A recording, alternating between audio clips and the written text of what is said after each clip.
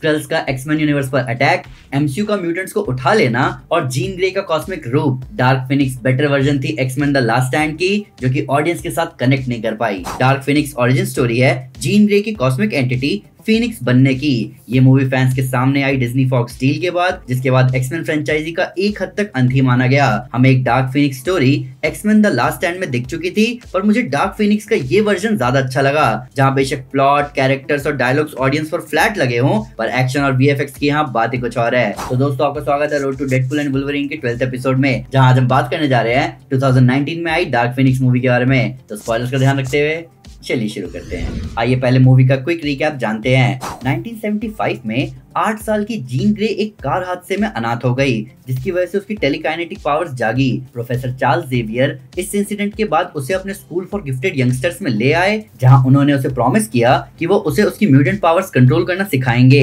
इस इवेंट के 17 साल बाद 1992 में स्पेस शटल एंडेवर के पहले मिशन में शटल एक सोलर फ्लेयर जैसी एनर्जी से डैमेज हो गया। तभी प्रेसिडेंट ने एक्समैन को बुलाया एस्ट्रोनॉट्स को बचाने के लिए। एक्समैन टीम पहुंची स्पेस में और सबको बचाया, पर जीन पर वो फ्लेयर जैसी एनर्जी लगी और उसकी साइकिक पावर्स और बढ़ गई, पर वो पावर्स उसके कंट्रोल से बाहर जाने लगी, जिसके साथ साथ उसका इमोशनल स्टेट भी उसके काबू में नहीं था। प्रोफेसर जेवियर ने एक्समैन को बताया कि उन्होंने जीन की कार क्रैश वाली मेमोरी को सप्रेस कर रखा था, जिसमें वो अनाथ नहीं हुई थी, सिर्फ उसकी माँ मारी गई थी और उसके पिता जिंदा हैं। और ये सब उन्होंने किया ताकि जीन ट्रॉमा से अनस्टेबल ना हो, पर अब उसके पावर्स एनहेंस होने की वजह से वो मेमोरी वापस आ रही है और उसे ट्रॉमा अब महसूस हो रहा है, जिसकी वजह से उसकी पावर्स कंट्रोल से बाहर जा रही है। जीन अपने होम टाउन जाती है, जहाँ उसे पता चलता है कि उसके पिता जिंदा हैं और उन्होंने उसे छोड़ रखा है। जीन की मेमोरीज वापस आती हैं, जहाँ उसे पता चलता है कि वो कार क्रैश उसकी वजह से ही हुआ था, जिसमें उसकी माँ की जान गई। तभी एक्समैन वहाँ आते हैं और जीन खुद पर से पकड़ खोने लगती है, जिसकी वजह से मिस्टीक मारी जाती है। इसके बाद जीन जेनोशा जाती है, एक एरिक का बनाया हुआ म्यूटेंट्स के लिए जगह। जीन एरिक से मदद मांगती है उसको कंट्रोल करने के लिए, पर तभी मिलिट्री हेलीकॉप्टर्स आते हैं जीन को अपने साथ ले जाने, पर जीन उन पर अटैक कर देती है। एरिक माहौल को संभालता है, जिसके बाद वो जीन को वहां से जाने को कहता है। तब जीन मिलती है वुक से, डबारी नाम की शेप शिफ्टिंग एलियन रेस की लीडर, जो कि जीन को समझाती है कि जिस कॉस्मिक फोर्स को उसने एब्सॉर्ब किया है, उसने उनके प्लेनेट को खत्म किया था और जो उसके रास्ते में आया उन सबको भी, तब तक जब तक वो जीन से नहीं जुड़ा। वुक जीन की मदद करने का ऑफर रखती है कि कैसे वो इस ताकत को सेफली यूज कर सके।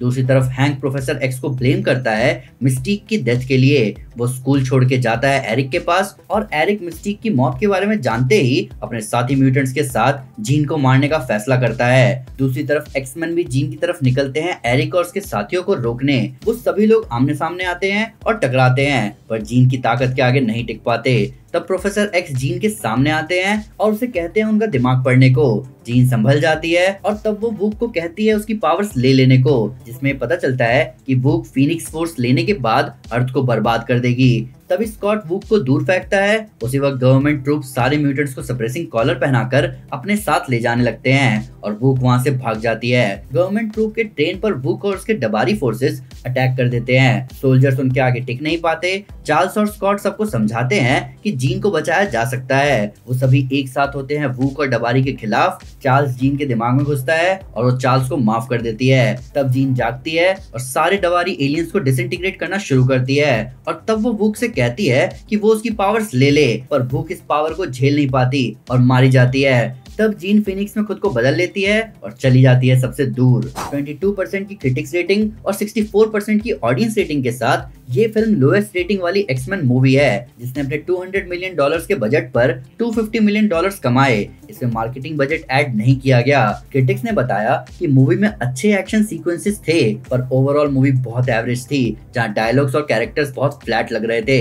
ये फिल्म एक नई ट्रिलॉजी सेट करने वाली थी एक्समैन फिल्म्स की, जहां यंग कास्ट को लीड में रखते हुए स्टोरी को आगे बढ़ाया जाता, पर मूवी के क्रिटिकल और फाइनेंशियल फेलियर के बाद प्लस स्टूडियो के डिज्नी के साथ मर्ज होने के बाद ये प्लान्स छोड़ दिए गए। मूवी के 1 घंटे 14 मिनट पर जब सबवे ट्रेन मैग्नीटो के साथ दीवार से क्रैश होते हुए अंदर आती है, तो यहाँ स्टूडियो असली ट्रेन यूज कर रहा है हाइड्रोलिक रिग पर, जो कि जहाँ असली में रुका उससे थोड़ा पीछे रुकना चाहिए था। और इस सीन में ट्रेन थोड़ा आगे आके सीलिंग टाइल तोड़ देता है, जो कि गिरता है मैग्नीटो का रोल प्ले करने वाले माइकल फासबेंडर के पीछे। पर वो इतने प्रोफेशनल एक्टर क्लियर है कि वो अपना कैरेक्टर नहीं छोड़ते और ये सीन हमें मूवी में देखने को मिलती है। मूवी की फिल्मिंग अक्टूबर 2017 में पूरी हो चुकी थी, पर 2018 के अंत में पूरे थर्ड एक्ट को रीशूट करना पड़ा। मूवी का थर्ड एक्ट पहले स्पेस में होने वाला था, जहां ओरिजिनल क्लाइमैक्स में सिर्फ चार्ल्स, जीन, स्कॉट और वुक होते।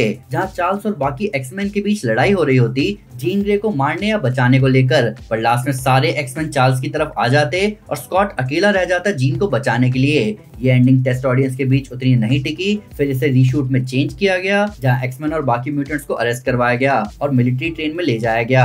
प्लस अगर आप यहाँ नोटिस करो तो जो लोग एक्समैन को लेकर गए हैं वो है म्यूटेंट्स कंट्रोल यूनिट। ये जोक है फॉक्स का डिज्नी के साथ मर्जर को लेकर, जहां एक्समैन को म्यूटेंट कंट्रोल यूनिट यानी एमसीयू लेकर जा रहे हैं। इवन आपको ट्रेन के गार्ड्स के आर्म बैच पर एमसीयू लिखा हुआ दिखेगा।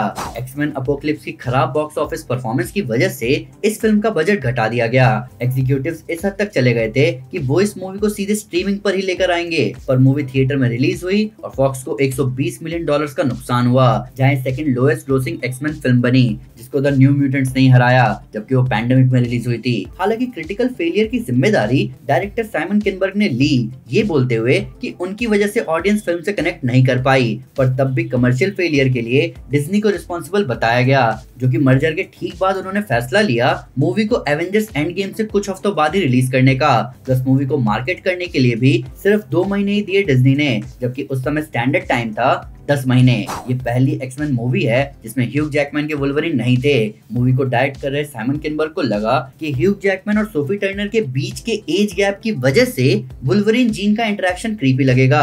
प्लस साइमन किनबर्ग ने ये भी सोचा कि एक छोटे से कैमियो से ऑडियंस का ध्यान जीन की जर्नी से हट जाएगा। प्लस लोगन में वुल्वरीन की जर्नी खत्म हो चुकी थी, तो वापस कैमियो दिखाकर उस फाइनलिटी को छोटा दिखाने का कोई फायदा नहीं था। अगर आपको मूवी देखकर पता नहीं चला तो मैं आपको बताना चाहूंगा कि जो यहाँ डबारी एलियंस दिखाए गए वो स्क्रल्स हैं। इनके पास अपना रूप बदलने की पावर्स है, वो फीनिक्स फोर्स को एब्जॉर्ब कर रहे थे।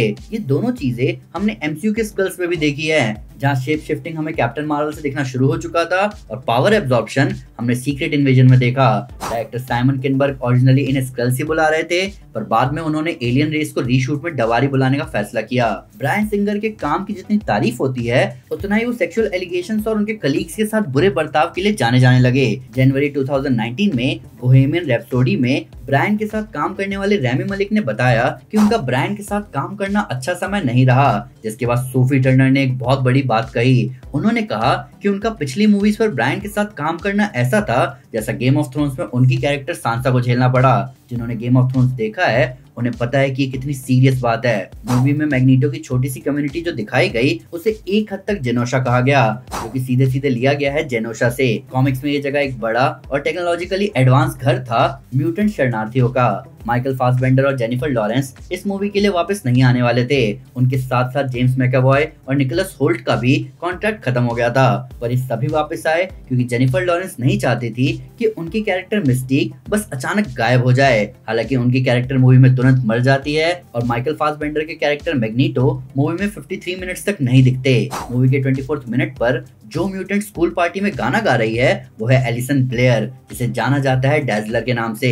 इस कैरेक्टर को प्ले किया है हॉल्स्टन सेज ने। कॉमिक्स में इस म्यूटेंट के पास आवाज को लाइट में बदलने की पावर्स है, जिसको वो यूज करती है अपने पॉप सिंगर करियर में आगे बढ़ने के लिए। और पहली बार लाइव एक्शन मूवी में ये कैरेक्टर हमें डार्क फिनिक्स में ही दिखी। इन सब के ऊपर द बॉयज में दिखने वाली स्टारलाइट की पावर्स का इंस्पिरेशन इसी म्यूटेंट से लिया गया है। तो दोस्तों ये था road to Deadpool and Wolverine का एपिसोड 12। अभी द न्यू म्यूटेंट्स बचा है, पर फिर भी मुझसे कोई डिटेल मिस हो गई हो या आपके उसको नए फैक्टर्स वीडियो से रिलेटेड तो प्लीज हमें कमेंट पर जरूर बताएं या हमारे सोशल मीडिया हैंडल पर हमारे साथ शेयर करें। हम हर जगह हैं। तो दोस्तों द बॉयज के सीजन 4 का फाइनल एपिसोड जबरदस्त था। अगर आपने इस यूनिवर्स को अभी तक एक्सप्लोर नहीं किया तो मैं आपको हमारी द बॉयज की रिकैप सीरीज रिकमेंड करूंगा। साथ ही साथ अगर आपको वीडियो पसंद आए तो इस वीडियो को लाइक और शेयर जरूर करें और ऐसे कई सारे सुपर कंटेंट के लिए हमारे चैनल को सब्सक्राइब करना ना भूलें। Thank you guys, this is Aman Sinha and you are super super. Piece.